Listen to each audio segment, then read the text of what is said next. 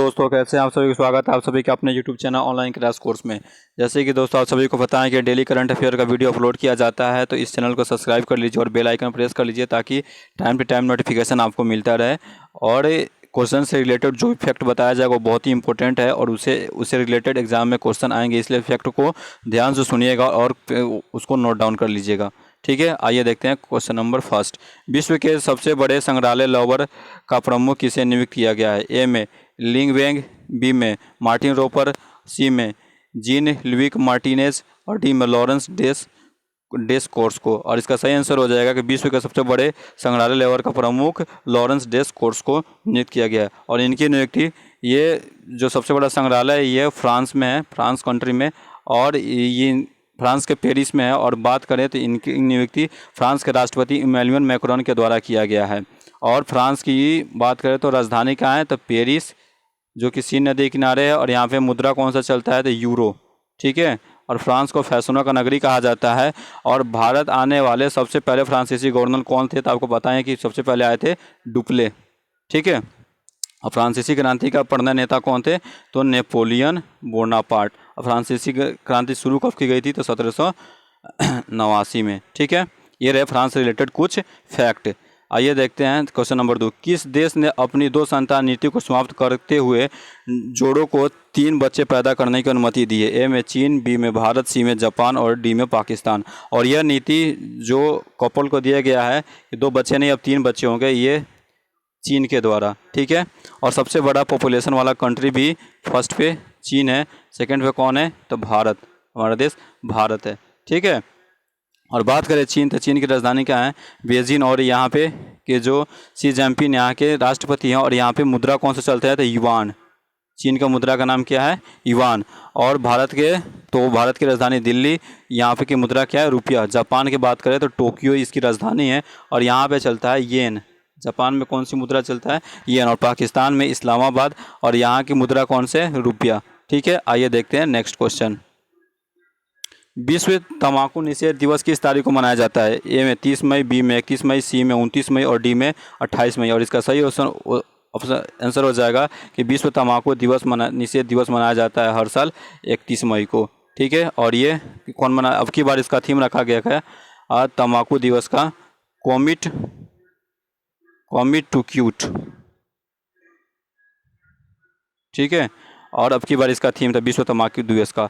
और बात करें विश्व तंबाकू दिवस, तो ये कौन सेलिब्रेट करता है, हर साल मनाता है? तो WHO का फुल फॉर्म होता है वर्ल्ड हेल्थ ऑर्गेनाइजेशन। और इसका स्थापना 7 अप्रैल 1948 में किया गया। और इसका मुख्यालय कहाँ है?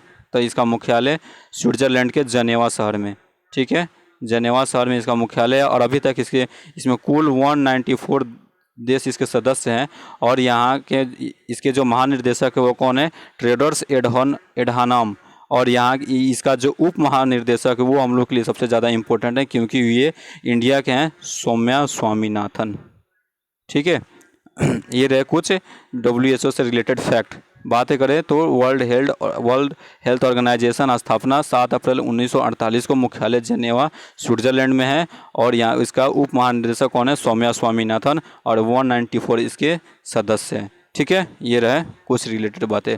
Next question. Language of truth essays 2003 से लेकर 2020 नामक पुस्तक के लेखक कौन है? ए में सलमान रश्दी, बी में JK रोलिंग, सी में मार्क ट्वेन और डी में लियो टॉल्स्टॉय। और इसका सही आंसर हो जाएगा कि ये लैंग्वेज ऑफ ट्रूथ एसेज 2003 से लेकर 2020 का लेखक कौन है? तो सलमान रुश्दी के द्वारा ये बुक लिखा गया है। और बात करें सलमान रुश्दी, ये बहुत ही अच्छे राइटर हैं। यह भारत के राइटर हैं, लेकिन अभी इनके पास ब्रिटेन का नागरिकता है, सिटीजनशिप है, इसलिए भारत के ब्रिटिश नागरिक है। और इनको मैन बुकर पुरस्कार से भी सम्मानित किया गया है 1981 में। और वो भी किस पुस्तक के लिए? तो इनके द्वारा एक बहुत ही अच्छी पुस्तक लिखी गई थी मिडनाइट चिल्ड्रेन, उनके लिए इन्हें 1981 में बुकर पुरस्कार से भी सम्मानित किया गया। बुकर प्राइज़ किस क्षेत्र में दिया जाता है? तो साहित्य के क्षेत्र में। ठीक है, आइए देखते हैं नेक्स्ट क्वेश्चन। निलंबित 14वें IPL संस्करण की मेज़बानी कौन सा देश करेगा? ए में दक्षिण अफ्रीका, बी में सऊदी अरब, सी में संयुक्त अरब अमीरात और डी में श्रीलंका। और इसकी मेज़बानी करेगा UAE, संयुक्त अरब अमीरात। और बात करें यूएई तो की राजधानी कहाँ है? Abu Dhabi.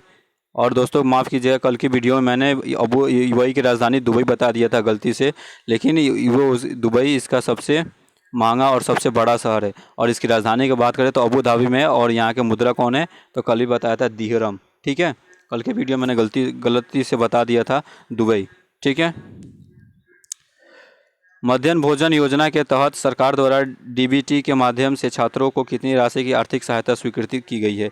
ए में 11.50 करोड़, बी में 15.60 करोड़ और सी में 20 करोड़ और डी में 11.80 करोड़। और ये जो छात्रों को बच्चों को दिया जाएगा मध्याह्न भोजन के तौर पे, मिड डे के तौर पे जो भोजन, उसमें के लिए गवर्नमेंट ने 11.80 करोड़ रुपया की आवंटन किया है।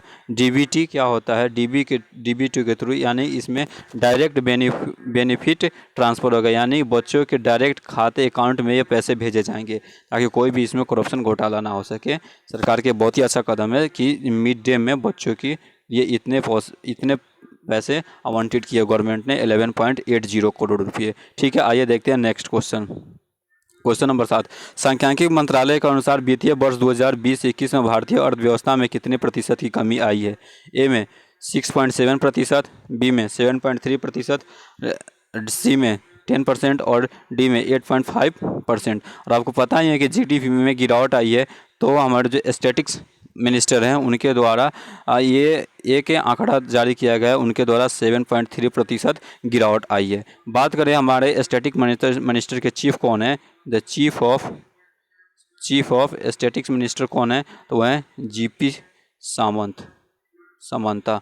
ठीक है, ये जीपी सामंता ये सांख्यिकी मंत्रालय के चीफ है, इन्हीं के द्वारा ये आंकड़ा जारी किया गया है कि जो हमारा जीडीपी है वो कितना परसेंट डिक्रीज हुआ है? तो 7.3%।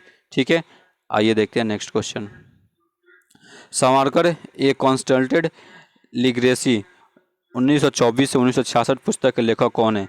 विवेक देबरॉय, बी में हिरोल्ड सेनगुप्ता, सी में अशोक देसाई और डी में विक्रम संपत्ति। और ये इस पुस्तक के लेखक हैं सावरकर जी के, ये विक्रम संपत्ति के द्वारा ये पुस्तक लिखा गया है। और बात करें बी.डी. सावरकर के बारे, ये पुस्तक विक्रम संपत्ति द्वारा लिखा गया है।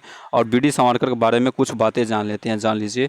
बी.डी. सावरकर की बात करती है, हमारे एक स्वतंत्रता सेनानी है और इनका जन्म हुआ था 28 मई 1883 ईस्वी में महाराष्ट्र के नासिक शहर में। ठीक है, और नासिक गोदावरी नदी के तट पे है।